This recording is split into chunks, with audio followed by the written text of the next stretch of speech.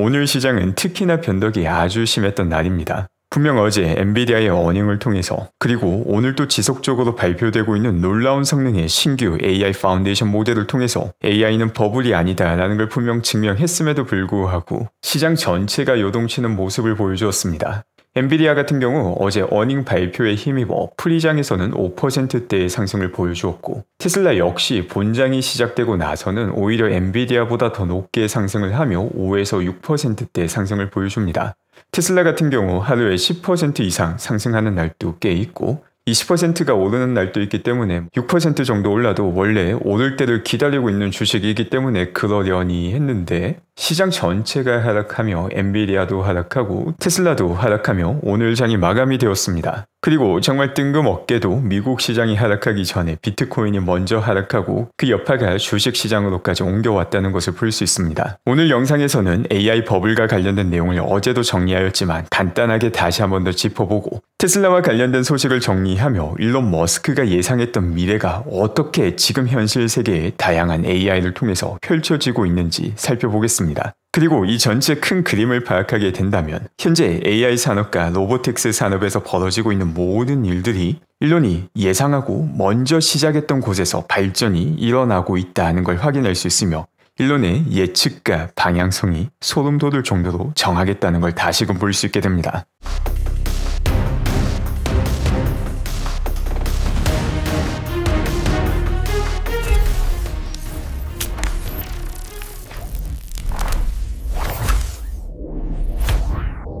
지금 보시는 자료는 S&P 500의 P-ratio입니다.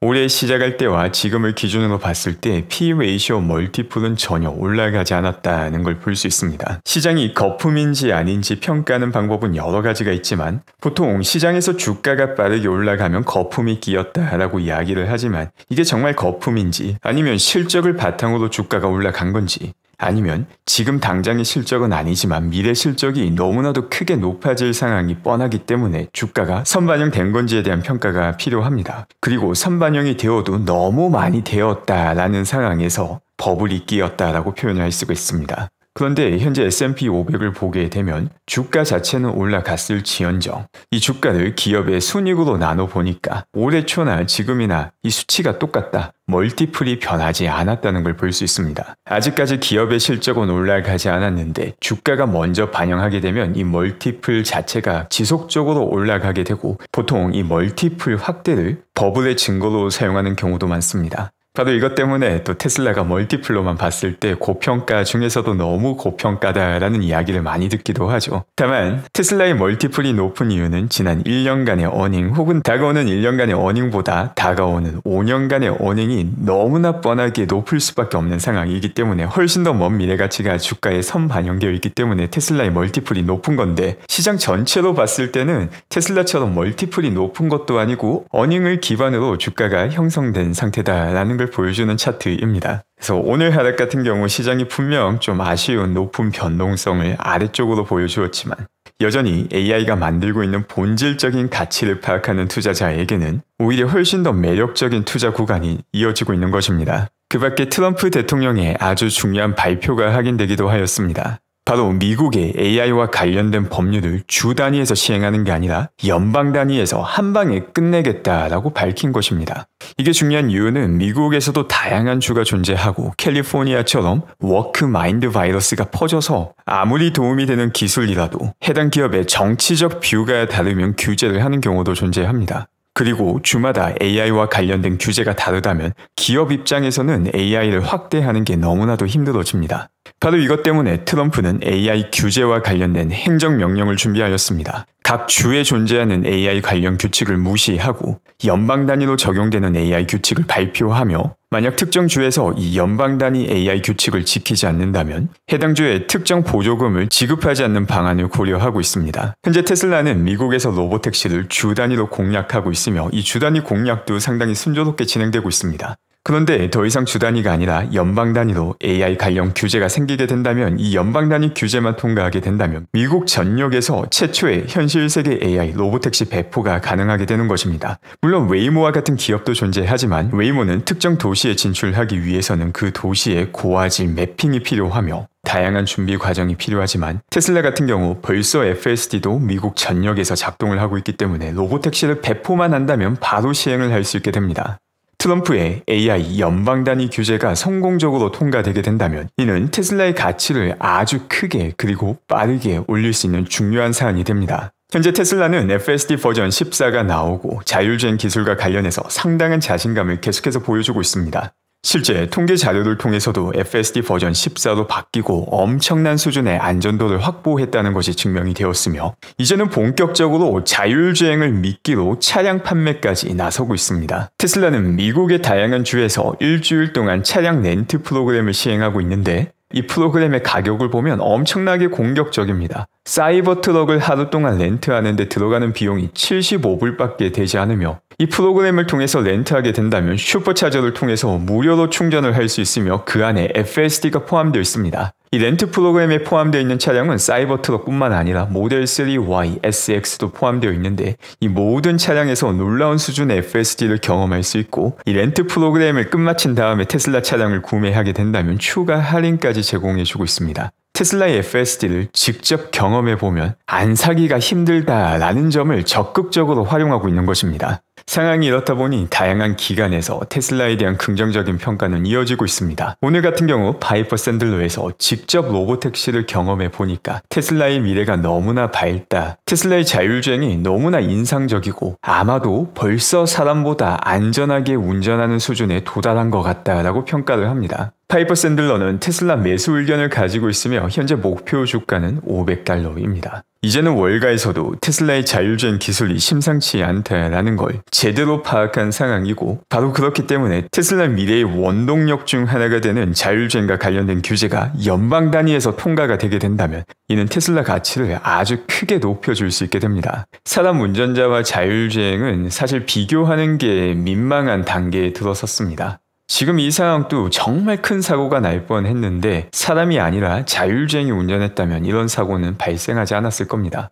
차선이 합쳐지는 상황에서 옆에 세미트럭을 추월하고자 했는데 하필 세미트럭 입장에서는 옆에 차량이 보이지 않는 사각지대였으며, 또 차량 운전자 같은 경우 마음이 너무 급하다 보니까 차선 변경을 너무 빨리 진행을 해서 아주 큰 사고가 발생하게 되었습니다. 하지만 로보택시 같은 경우 너무나 안전하기 때문에 안전 드라이버까지 꾸벅꾸벅 조는 모습이 확인이 되었습니다. 이 영상을 게재한 데노 다우드 씨 같은 경우 테슬라의 자율주행이 너무나도 불안전하다, 문제점이 많다라는 거짓 비판을 지난 몇 년 동안 지속해온 사람입니다. 분명 이 영상을 올리면서 테슬라의 로보택시가 얼마나 불안한지를 강조하고 싶었는데, 이 영상을 본 많은 사람들은 로보택시가 도대체 얼마나 안전하면 이 안전 드라이버까지 졸음 운전을 하는 것인지에 대해서 의문을 던지고 있습니다. 아무래도 로보택시가 완벽한 주행을 하는데 계속해서 앞만 보고 있자니, 이 안전 드라이버 입장에서 생각하자면 완벽한 주행을 너무나도 편안하게 하는 로보택시 안에 계속 앉아있다 보니까 이 졸음을 이기는 게 결코 쉽지 않은 상황입니다.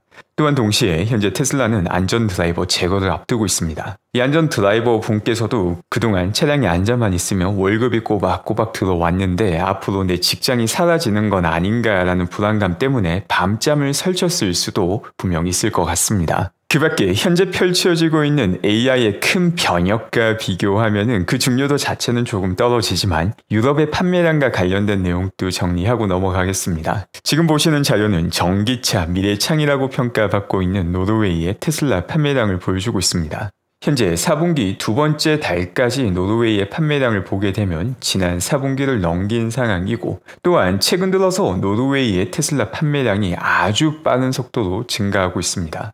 이를 통해서 이번 4분기 같은 경우 노르웨이의 테슬라 전기차 판매량은 역대 최고와 비슷한 수준이 달성될 가능성이 높은 상황입니다.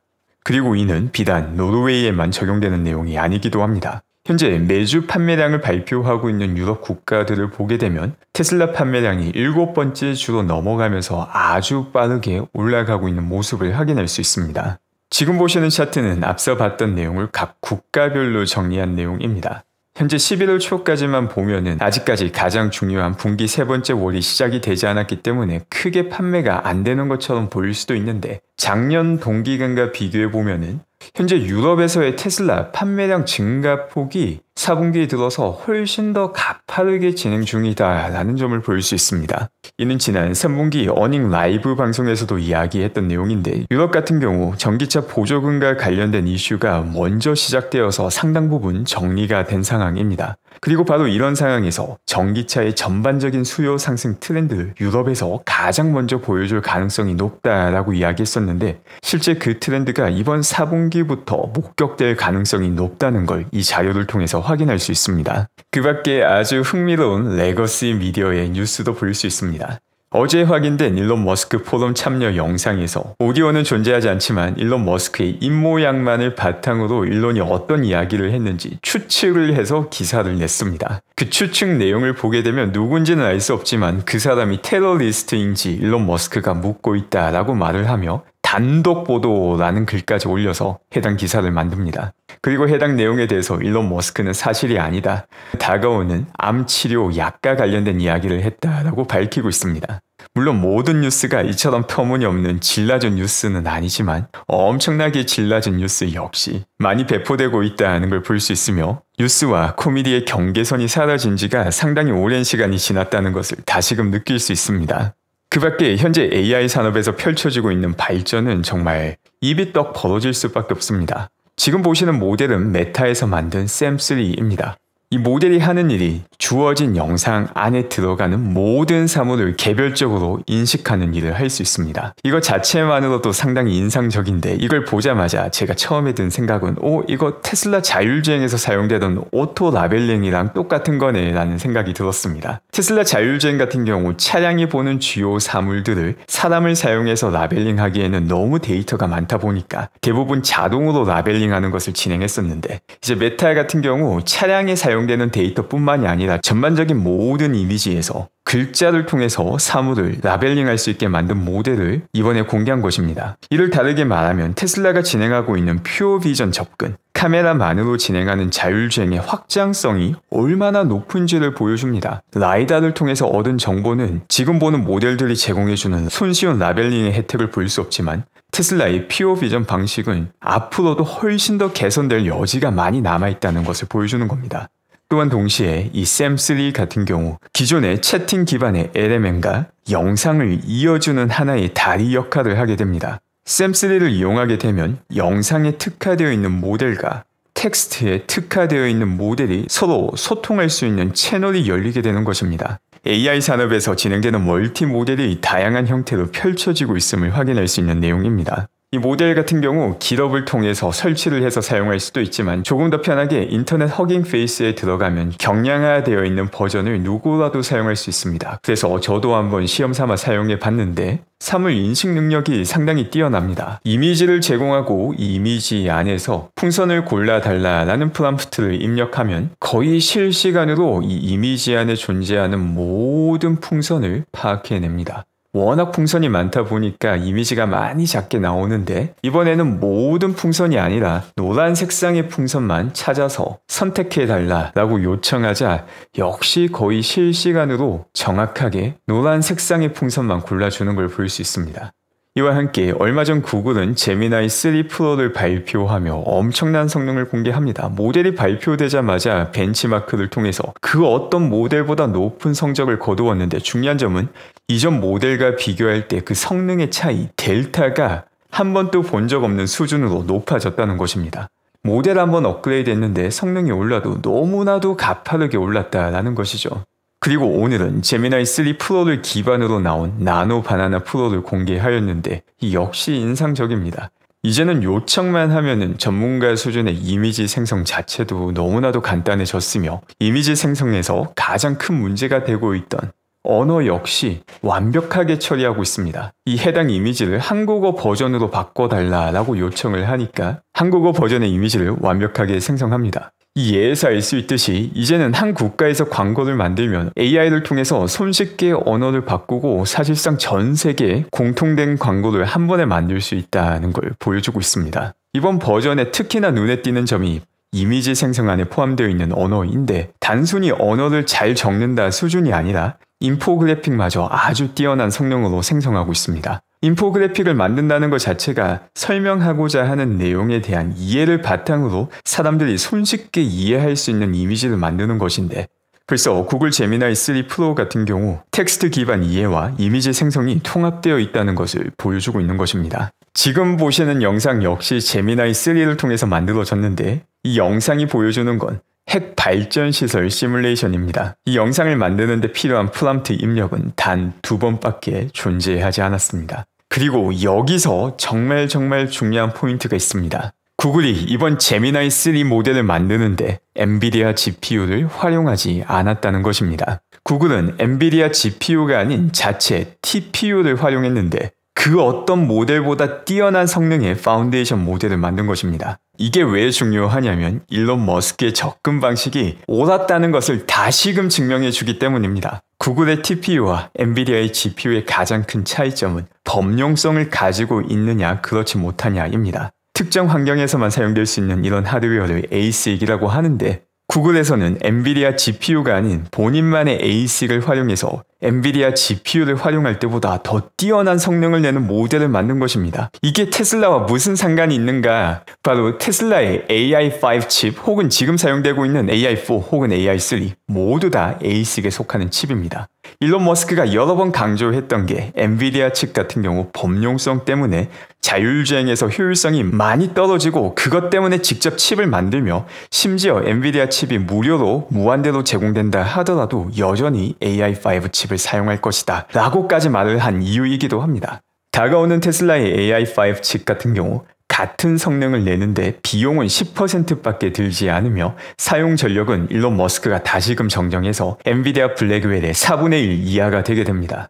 앞서 살펴봤던 퓨어비전 그리고 ASIC의 접근 역시 일론 머스크가 정확하게 옳았다는 것을 보여주는데 이것보다 훨씬 더 앞서서 AI 시대가 도래할 것을 그 누구보다 먼저 본 게 일론 머스크이기도 합니다. 지금 이 자료가 AI 버블과 관련된 논란을 만드는 데 사용되었던 자료입니다. 엔비디아가 너무나도 잘 나가고 있지만 엔비디아의 고객을 보면 너무나도 소수에 집중되어 있으며 이 거래가 일방향적으로 진행되는 게 아니라 서로 돈이 오고 가면서 내부적으로 돈이 순환되기 때문에 불안하다라는 이야기였습니다. 이제 그중 일부 사실인 내용도 분명 포함됩니다. 샘 알트만이 주도하고 있는 오픈 AI 같은 경우 돈은 가지고 있지 않고 또 돈벌이도 사실 그닥 잘 진행되고 있지 않음에도 불구하고 엄청난 규모로 할 수 있다라며 떵떵거리며 프로젝트를 진행했는데 최근 들어서는 만약 문제가 생기면은 정부에서 우리한테 돈을 지급해 줘야 된다라는 좀 어처구니 없는 소리를 하기도 했었죠. 그래서 이 전체 그림에서 보면 오픈 AI는 조금 불안한 게 사실이지만